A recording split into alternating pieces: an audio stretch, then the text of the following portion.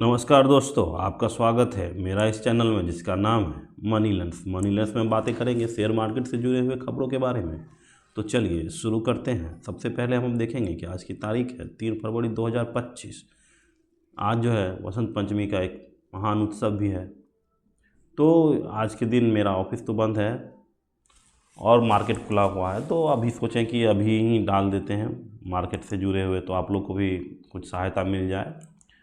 तो आज देखिए निफ्टी जो है अभी तो एक 190 अंक नीचे गिर के 23,288 पे जा ट्रेड कर रहा है। काफ़ी गिरा हुआ है निफ्टी। तो निफ्टी गिरने का सबसे बड़ा कारण यही तीन या चार कारण हैं। सबसे पहले तो आप बता सकते हैं कि जो हमारा जब शेयर मार्केट में जो पिछले वो 1 फरवरी को जो बजट आया था उसमें जो मेनली इंफ्रास्ट्रक्चर और डिफेंस में जो स्पेंडिंग था उसको नहीं बढ़ाते हुए उस पर उसको और कटौती कर दिया गया है, जिसके कारण जो है इंफ्रास्ट्रक्चर की कंपनी आप देखिए लार्सन एंड टुब्रो और ये तो पीटी का लार्सन एंड टुब्रो और जितने भी डिफेंस की कंपनियां हैं वो देखिए आप थोड़ा सा मिड कैप में मिल जाएगा आपको। डिफेंस कंपनियां हैं, सीजी पावर हो गया और भी है बताते हैं, देखिए जुपिटर वैगन, जेनसार टेक्नोलॉजी, हाँ तो जेनसार टेक्नोलॉजी है, टीटागढ़ वैगन है। तो रेलवे और डिफेंस और इंफ्रास्ट्रक्चर में जो हमारे सरकार ने स्पेंडिंग कम की है, इसके कारण जो है इस टाइप के जितने भी शेयर थे सबको क्या किया गया है, सबको धो दिया गया है और सबका मार्केट अब धड़ाधड़ गिर रहा है। जैसे जेनसार टेक्नोलॉजी देखिएगा वो गिरा है, सीमेंस, ये सब जो है डिफेंस की कंपनियां हैं। इंफ्रास्ट्रक्चर में देखिए रीट्स है, अशोका बिल्डकॉन, ये सब जो है आज एक तरफ से गिरना शुरू किया है। तो गिरा है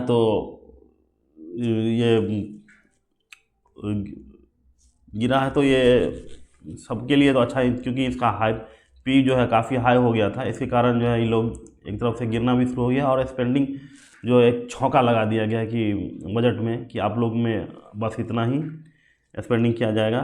और सरकार भी अब समझ चुकी है कि अब इंफ्रास्ट्रक्चर डेवलप करने से ज़्यादा बेनिफिशरी होगा कि अगर हम आम आदमी को ही रुपया दिया जाए उसके अकाउंट में, या फिर जैसे कि अभी 12 लाख तक का जो इनकम टैक्स पे जो रिबेट आया है कि 0% लगेगा, उस सब के लिए तो उस सब से और जो है मार्केट जो है और कम हो गया है। और पिछले बार देखे थे कि आप कंज्यूमर स्टॉक कितना आगे बढ़ा था, वो आज कंसोलिडेट किया है। तो पहला तो ये कारण हो गया कि इंफ्रास्ट्रक्चर में कम कटौती किया गया, और दूसरा बात है कि रुपीज़ जो है और डिप्रिसिएट कर गया है। रुपीज़ का देखिए आज 87% पे चल रहा है। देखिए अच्छा डॉलर इंडेक्स देख लेते हैं। डॉलर वो नहीं है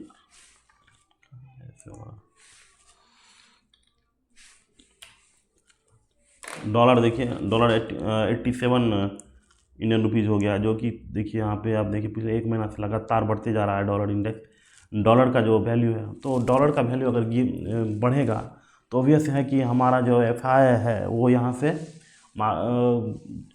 से माल लेके अब वो कहाँ जाएगा, यूएस, क्योंकि यूएस स्ट्रांग होते जा रहा है तो यूएस में इन्वेस्ट करेगा। यहाँ रुपीज़ कमज़ोर होने का सबसे बड़ा घाटा यही है कि एफआई का बिकवाली यहाँ पे बहुत ज़्यादा हो रहा है। तो एफआई का बिकवाली होने के कारण भी मार्केट जो है लगातार नीचे की तरफ जा रहा है। और तीसरा और मुख्य कारण क्या है कि डोनाल्ड ट्रंप ने लगाया है टैरिफ लगाया है। एक फरवरी या सैटरडे को ही वो लगाया है टैरिफ। इस पे यूएसए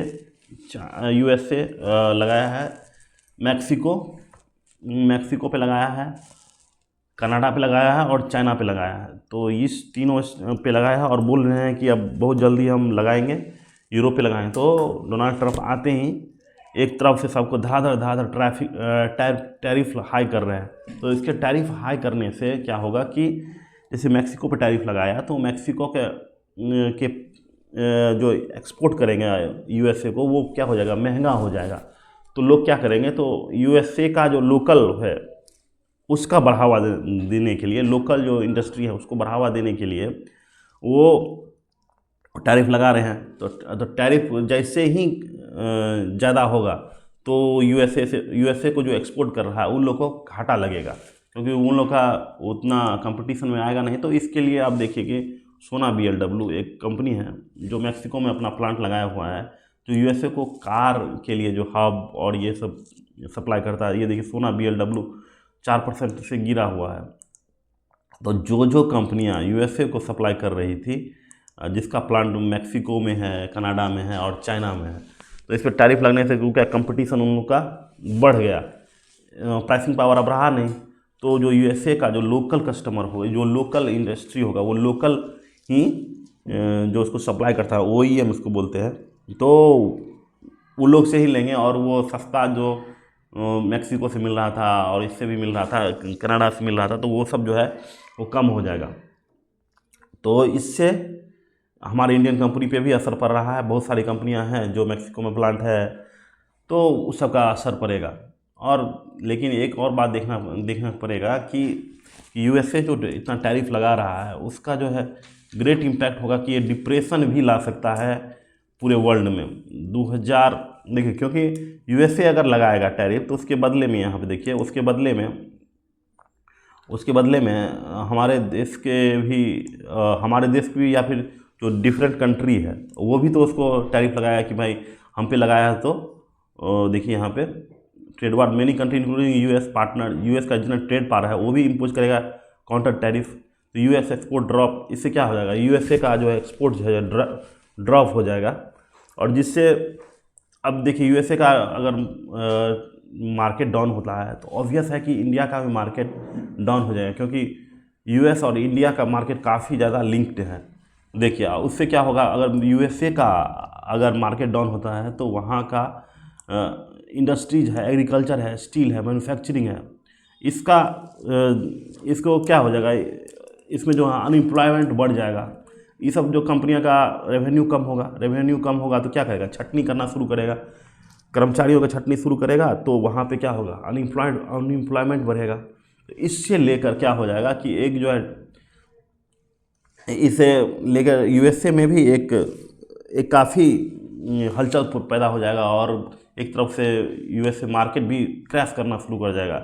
देखिए आज जैसे ही यूएसए का मार्केट क्रैश होगा तो जितना भी जो फॉरेन इन्वेस्टमेंट है वो सभी यूएसए में जाना बंद हो जाएगा। इसके कारण एक जो है एक साइकिल है, अगर यूएसए गड़बड़ाना शुरू हो जाता है, देखिए ट्रम्प तो सोच रहा है कि भाई हम अपने वस्तु पे को, अपने लोकल को बढ़ाने के लिए हम दूसरे जितना भी हमको एक्सपोर्ट करता है सब पे हम लगा देते हैं, जिससे क्या होगा कि हमारा लोकल जो मैन्युफैक्चर है उसको फ़ायदा होगा। लेकिन उसके लोकल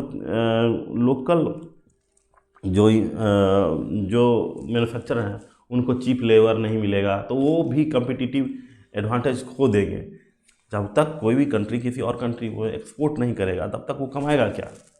तो यही सब है। तो ये जो है एक, मुझे लगता है कि अगर इस तरह से आते ही अगर लगाया जाएगा डेली की डेली टैरिफ, तो हो सकता है कि ग्रेट डिप्रेशन 1930 में आई थी वो फिर से एक बार मार्केट में आ ना जाए। तो ये तो थी आज की शेयर मार्केट से जुड़ी हुई खबरों के बारे में एक डीप एनालिसिस। अगर आपको पसंद आया, अगर आप चाहते हैं कि शेयर का भी एनालिसिस करें, तो आप कमेंट में ज़रूर लिखें। तब तक के लिए नमस्कार। अगला वीडियो लाएंगे, शाम में हो सकता है ना, तो कल सुबह में भी, कल शाम में लाएंगे, या फिर आज शाम में या कल शाम में, देखते हैं कब लाते हैं अगला वीडियो। तब तक के लिए नमस्कार।